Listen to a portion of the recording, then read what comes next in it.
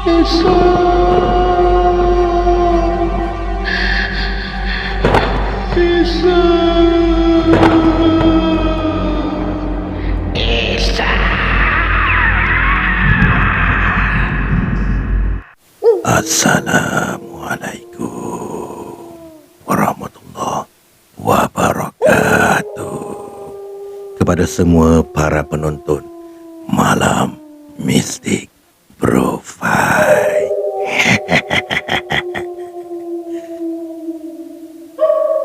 Kita akan sambung lagi kisah Mak Senah ni. Kali ni adalah bahagian yang kelima, ya. Bahagian yang kelima ini adalah bahagian yang terakhir dalam season yang pertama. Jika anda sudah bersedia, jom kita layan.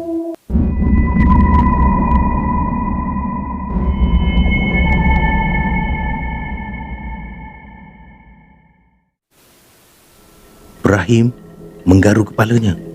Aduh, masuk lagi ke? Tak boleh ke kalau mereka berada kat luar aje? Mari masuk. Tok Ketua memandang Ibrahim seperti mendengar kata hati pemuda itu beberapa saat yang lepas. Tiga lelaki itu melangkah mendekati rumah usang itu, lalu melangkah masuk ke dalamnya. Di ruang tamu, mereka duduk bersila sambil membaca ayat-ayat suci Al-Quran.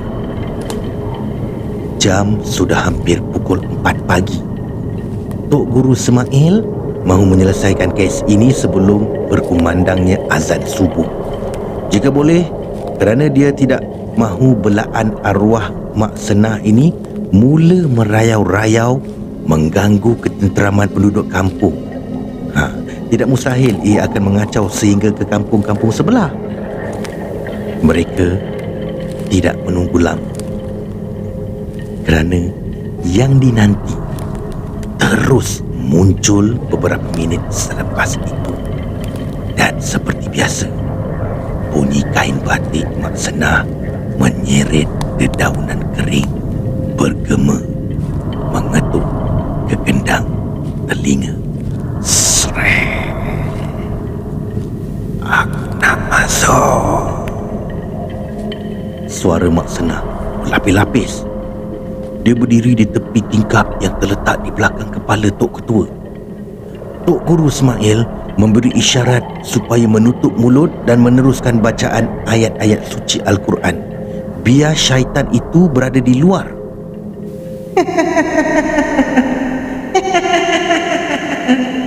Hei, kau ingat aku takut.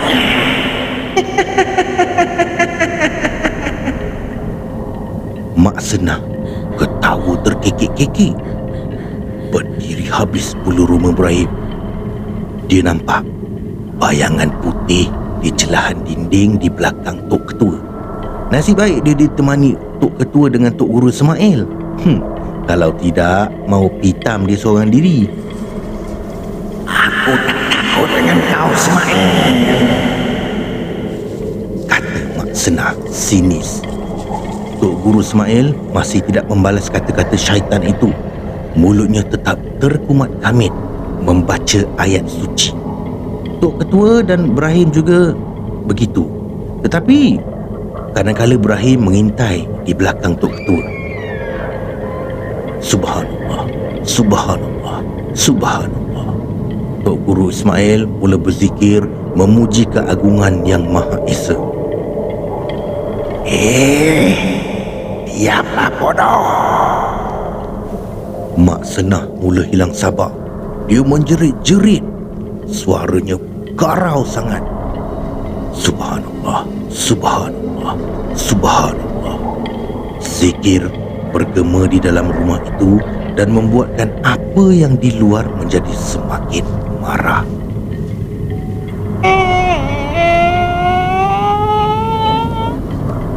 Pintu terbuka perlahan-lahan. Ibrahim rasa kecut perutnya. Tubuhnya otomatik menggigil. Kini daun pintu terbuka dan tertutup dengan sendirinya. Tiada angin di luar. dan suasananya seperti biasa, tenang. Allahu Akbar, Allahu Akbar, Allahu Akbar. Semakin kuat suara Tok Guru Ismail berzikir. Dia tidak mempedulikan apa yang sedang berlaku. Kini periuk belanga pula dilempar ke lantai dapur. Bingit sekali bunyinya. Aku nak Esa.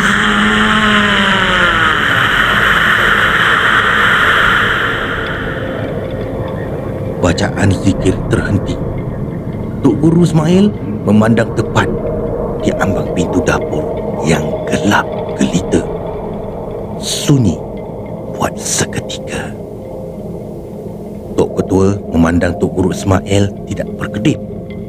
Apa tindakan Tok Guru seterusnya? Si Ibrahim pula, tak cakap lah, bagaikan diserang demam kura-kura. Ketakutan. Sret, sret, sret. Bunyi kain terseret ke lantai papan. Memang jelas bunyinya. Syaitan itu sedang bermain-main dengan keberanian 3 lelaki itu. Kau baliklah ke tempat asal kau.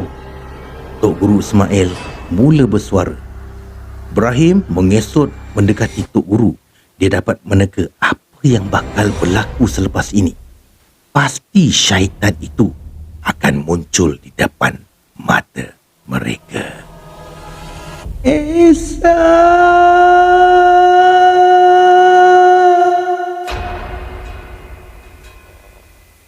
Hei, buat apa kau nak kacau anak cucu Adam tu, wahai syaitan? Aku nak Esa. Kau tak layak mengganggu Esa. Baliklah ke tempat kau. Aku nak Esa. Nak Esa. Aku kata balik ke tempat asal kau. Suara Tok Guru Ismail lantang sekali. Tidak lama selepas itu, kelihatan separuh muka Mak Senah yang berkafan mengintai di balik ambang pintu dapur. Allahu Akbar. Ibrahim menundukkan mukanya ke lantai. Dia tak sanggup melihat wajah Mak Senah yang matanya terbeliak. Aku nak Esa.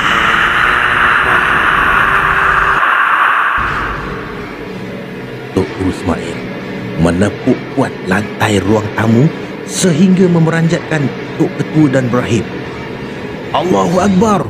Allahu Akbar! Dia melaungkan azan selepas itu. Dapur juga kembali bingit dengan bunyi periuk belanga yang dilempar ke lantai.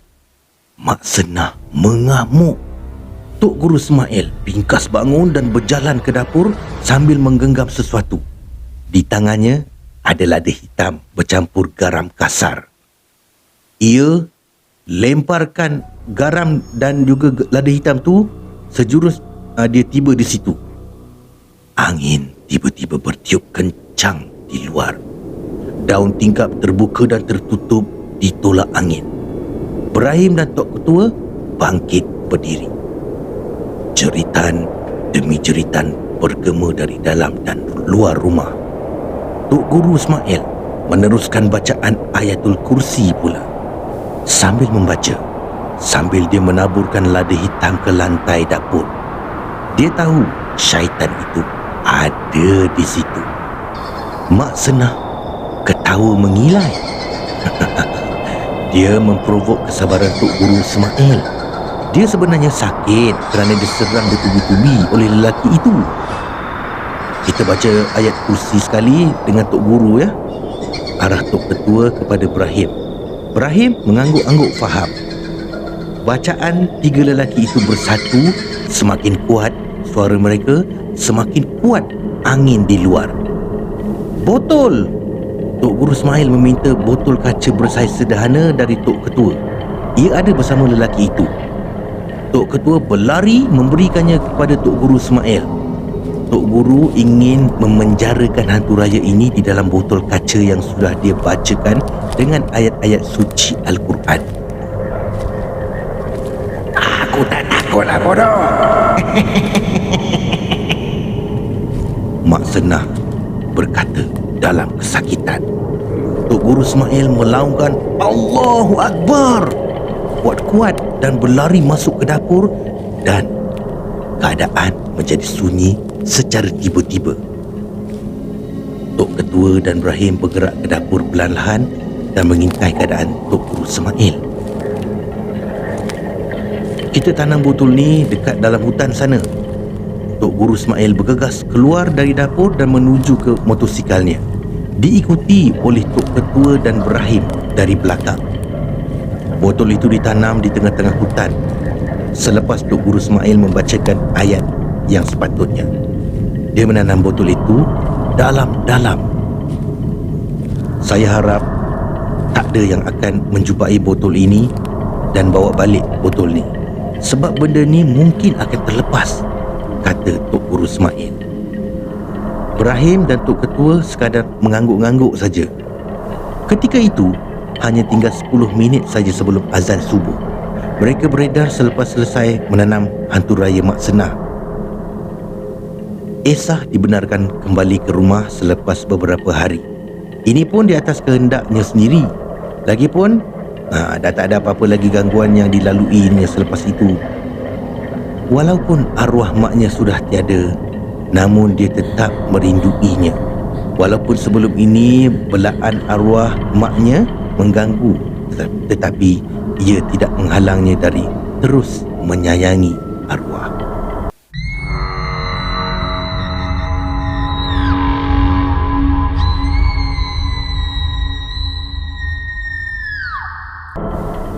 Botol itu tertanam di dalam bumi, tidak akan terlepas selagi tiada manusia atau haiwan yang memecahkan botol tersebut. Satu masa nanti, pasti dia akan terlepas sekali lagi.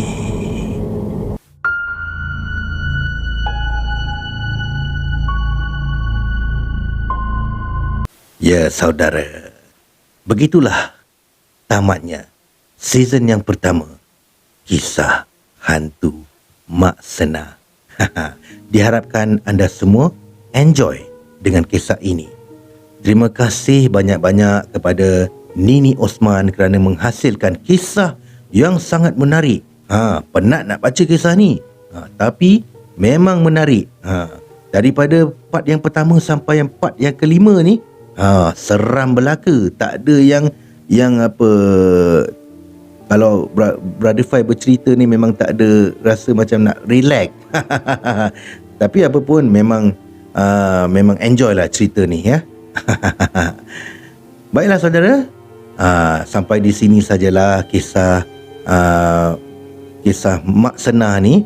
InsyaAllah kita tunggu untuk season yang kedua, apakah kisahnya selepas ini.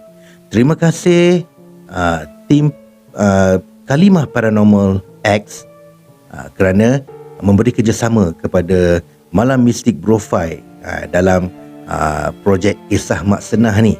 Okey, diharapkan kita dapat bertemu lagi dengan kisah-kisah, manalah tahu kan kisah Mak Senah ni ada sambungan. Kita enjoy lagi bersama KPTX. Kita jumpa lagi di hari yang lain.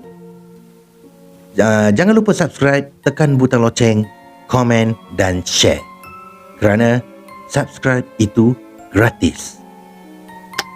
Peace, no war.